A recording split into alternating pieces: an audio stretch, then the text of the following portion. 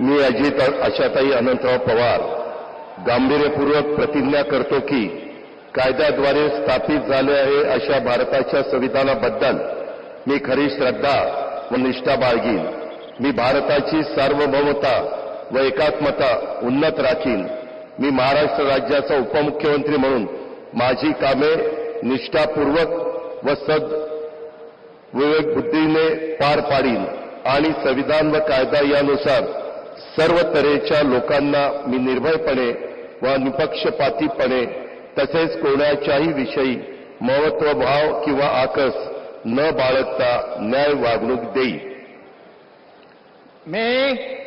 मी अजित आशाताई अनंतराव पवार गांभीर्यपूर्वक प्रतिज्ञा करतो की महाराष्ट्र राज्याचा उपमुख्यमंत्री म्हणून माझ्या विचारार्थ आणली जाईल किंवा मला ज्ञात होईल अशी कोणतीही बाब असा उपमुख्यमंत्री म्हणून माझी कामे यथायोग्य पार पाडण्यासाठी आवश्यक असेल ते खेरीज करून एरवी मी कोणत्याही व्यक्तीला किंवा व्यक्तींना प्रत्यक्षपणे वा अप्रत्यक्षपणे कळवणार नाही किंवा त्यांच्याकडे उघड करणार नाही.